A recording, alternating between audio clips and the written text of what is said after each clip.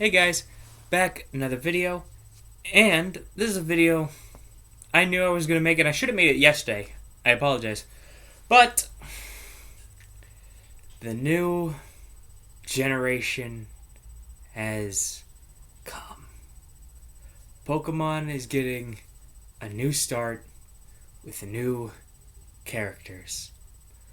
January 13th, 2023, we will start the farewell tour of Ash Ketchum from Pallet Town and his partner Pikachu. An 11-episode series retiring Ash Ketchum. The GOAT. The best.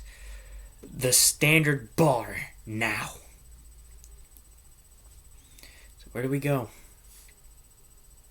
I honestly have no idea.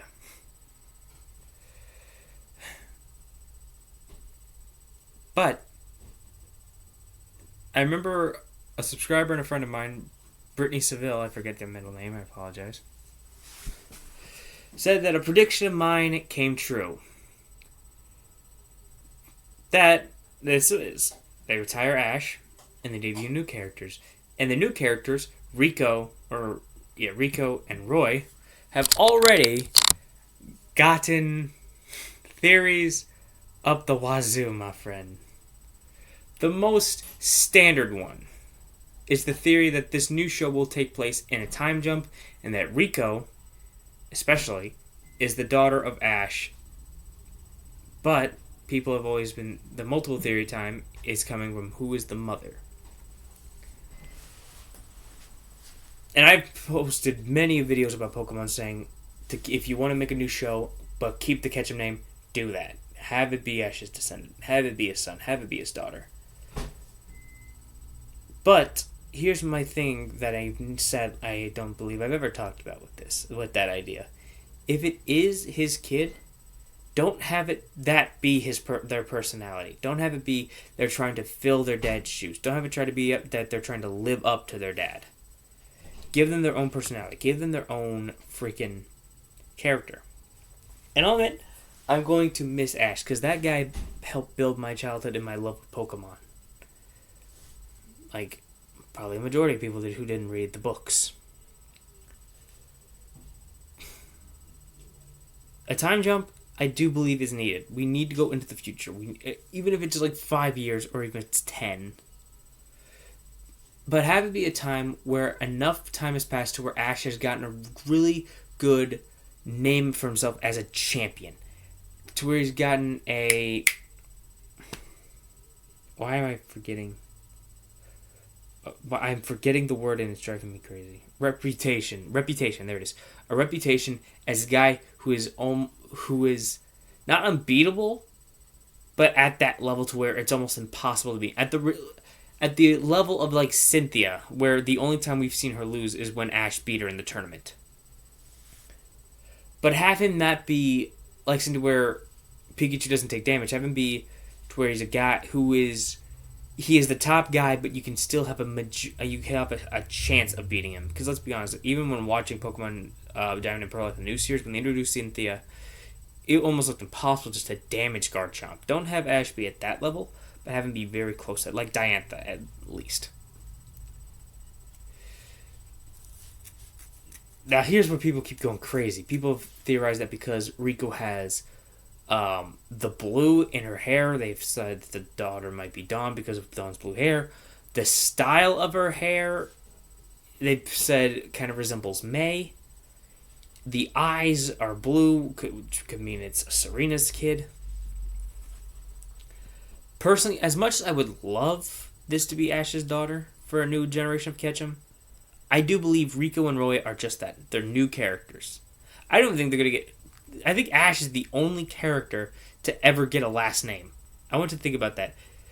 Ash is the only character that's had a last name in the show. In the games, they might have had last names, or people might have like canonically given them names, like within fan bases. Since I hear a lot of the time, Misty and Brock, their last names are like Waterflower and Stone.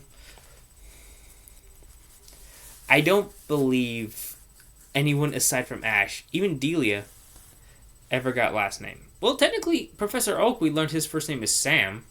Blizzard's been us. So Professor Oak Delia, and Ash are the only ones with actual last names. I'm interested. I do hope that Ash is... This is going to sound weird since I've seen a lot of people talk about this, and probably people have heard a lot of people want this in the new show. I don't want Ash to be cameoed as much of the show as I want him to be referenced. I want people to talk about him. I want people to know his name. Kind of like in Journeys where Ash went back to Alola with Go, and there were two trainers who knew about him. They knew that he was the inaugural champion. They knew he was the Alolan region champion. Have it be like that, where people are aware of Ash. People know who he is. They talk about him. But don't... Once or twice, maybe, yes, of course. Like with big arcs, like with the new, enemy team that'll come and try to take over the world, because of course. Have him be introduced in the development of that arc.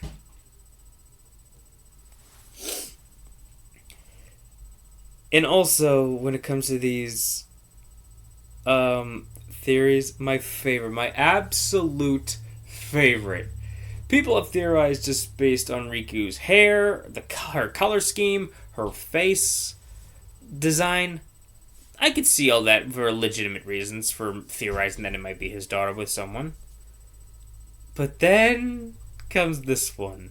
There was a theory, and people have thought, that Riko is Ash's daughter because her freaking hair clip is the same design as the logo that was on Ash's hat in the first season. Are you kidding me? How desperate are you for... That's MatPat levels of digging deep for bullcrap. That is ridiculous, man. That's like... I can't even think of something that's stupid. You think they're related because of a freaking hair clip. The eyes, the hair, the face, eyes, that stuff, I can see the idea behind it. I can see where you're coming from. I can see the theory and I can play it out. But because she bought a freaking hair clip. A better reference that this might be Ash's daughter, people, is if she had the Z marks, although that would pretty much confirm that it's his daughter. Or if you want a simple and maybe a more in-joke hint that it's his daughter, have her talk to her grandma and have it be Delia, but have it be like an old version of Delia where it's like an old woman but it sounds enough like Delia. Or just show the house. We've seen the house plenty of times. She visits the house enough times where she has flashbacks and you see the corner or the freaking front door of the house or very corner. Take subtle hints. That's what I think. I think if this is his daughter, they should take subtle hints. And if it's not, whoop-de-doo. It's just a brand new character we can watch evolve through their journey. Do I want it to be Ash's daughter? Of course. The name Ketchum is synonymous with the Pokemon brand. It's as symbolic with Pokemon as Pikachu is the name Ketchum. Because you look from freaking 1997 to 2022, the name Ketchum has the poster for Pokemon. He's been the main character since 97, and God bless him, man. God bless his retirement. In these 11 episodes, miniseries basically, it's going to be a series, but it's only going to be 11 episodes, so I call it a miniseries. I hope for so many holes to be filled up in this show. We saw at the end of Journeys that he's reunited with Butterfree. For the love of God, we've been waiting for that one for freaking decades. People have wanted him to reunite with Pidgeot. I would not mind that since my headcanon is every time he goes back to Pallet Town, he does reunite with Pidgeot since I believe it's on the way to Camp Pallet Town. That's that tree, or at least he like will see Pidgeot flying over. I have a headcanon with the Pidgeot thing. I do think they see each other every time Ash goes back to Pallet Town. Pidgeot will like swoop down and like just spend time away from the flock before he has to go back. Because you might think, oh, but by now all of them have to be Pidgeot, or all of them have to have moved on by now and have great grand Pidgeys. I don't know. It's a fun thing. The Pokemon I want him to reconnect with is freaking Primeape. That Pokemon had so much potential. He had so much potential to be a powerhouse for Ash. Like, if he never caught Charmander, think about this. If he never caught Charmander, and he never got him. Of course, at the time he's still... Actually, consider this. He goes to the Indigo League. He goes to the team. He's fighting Richie. Charizard is quitting. He's forfeiting. Ash has down to one left. The raging pig bull that is his Primeape. Especially after the one episode where they had Primeape get along with Ash. Primeape could have been an underutilized powerhouse, man. I don't know if he's at the ranch. I guarantee you still with that fighting thing with the P1. But oh my god, that would have been so cool. Another thing, this is just something I hate that Pokemon did. They retconned one of the coolest things they ever made. Ash Greninja. Why would you retcon that? Those were the coolest things you ever did with the Mega Evolution gimmick. It made Greninja one of the most popular Pokemon in Kalos, and I dare say the most popular Pokemon in Kalos. Everyone loves Greninja!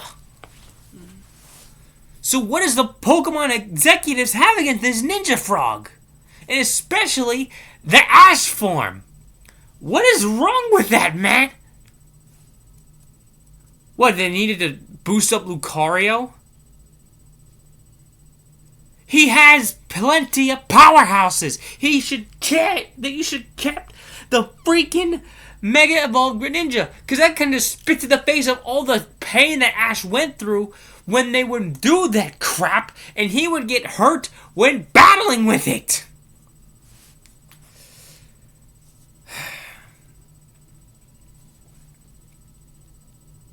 I'm not gonna lie, if the show gets back on TV, I'm positive it does, but honest to God, I have not watched an episode of Pokemon entirely since the last episode of Pokemon X, Y, and Z. I skipped right over Sun and Moon. I've talked about it many times. I respect the arcs. I love the characters. All of this is great. But the art style, I could not get behind. That art style was way too goofy coming off from Pokemon X, Y, and Z. That was the apex. It was the best looking animated Pokemon ever. Close second would be Sinnoh. And that's me giving a lot of credit to Sinnoh to compare to X, Y, and Z. Since X, Y, and Z had the most mature looking Ash, the oldest looking Ash, it had the Ash of pure determination. The guy who is going straight forward, man. I know that's all of them, but let's just be honest. X, Y, and Z Ash is on another freaking level as a character. Sun and Moon, it kind of did what Unova did, kind of. Where it just kind of turned him back into a rookie, like, big time. Just made him more goofy. And I get it, it fit the art style of the show. It fit the feel of the show. It was a lot more goofy, but with seriousness. I'm just thinking, if you wanted to do the goofy animation, in my opinion, they should do... I just hated that animation. I hate that animation style. I hate it. Where nothing can be sharp, nothing can be really edged out to be serious or taken as serious as that. The best way I can describe that hatred of animation, or just the reason it doesn't work with Pokemon, Ash's hair. Is that a weird thing? Yes, but let me go. Look at Ash's hair from Kanto to Kalos. It's zagged. It's straight. It's edged. Come to Sun and Moon and Alola, it's curved. It's rounded. It makes no sense why they would do that. They went back to it in Journeys, but the Go Factor, I hated him. I am so happy that his story is dead. I am so happy we probably will never see him again. I truly can't think of a character more hated than him. forgot the closest characters I could think that Pokemon's ever created that are probably almost as hated much as Go, and maybe even a little more. Trip and Tobias. Those are probably the top three. My list goes Go, Trip, Tobias. Tobias is really... The thing with Tobias is he was only brought in, kind of like Harrison in Hoenn. He was brought in as the character just to beat Ash. While Trip, hey, you dyed Paul's hair blonde and made him racist.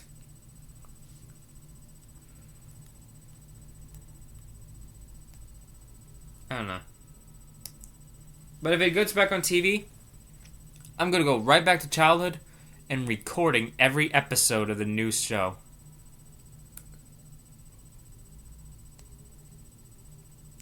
I don't know. It's going to be so interesting to see how because already the fandom's reacting exactly kind of how I thought they would with new characters. Like, oh, is one of them related to Ash? Are we getting a time jump? A time jump makes the most sense. A time jump has to happen. It cannot take place immediately after Ash. It can't. It would make no sense for the... It's Pokemon. They'll do what they want. I know. But in my opinion, the best course of action is to time jump it. At least 5 through 10 years, maybe. Maybe less. Maybe 4. 3. I don't care. Just enough time for Ash to get a reputation as champion of champions.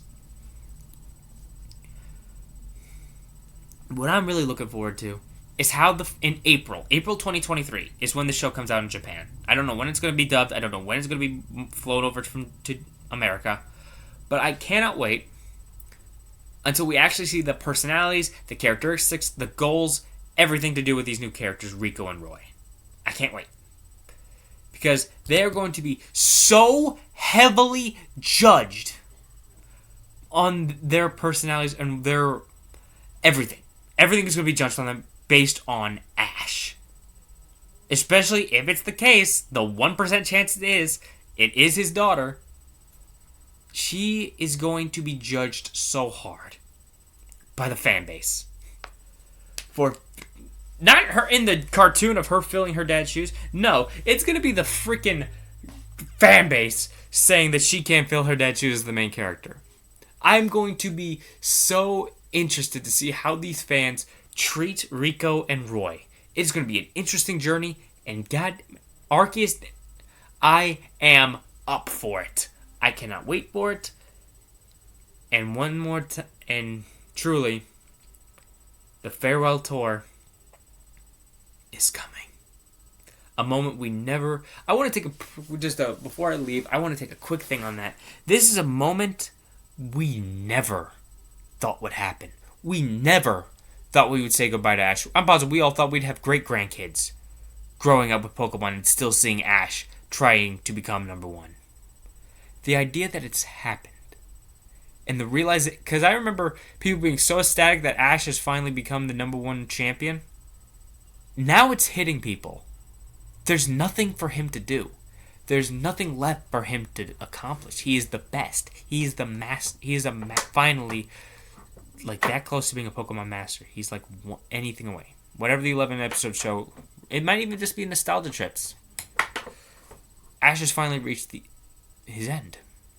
A moment we never thought. The realization of fans hitting it, finally getting hit with it, that this is the last we'll ever see of Ash Ketchum. It hits you in your heart, man. A moment we never thought would happen. It's finally happened. The farewell tour. God bless you, Ash Ketchum.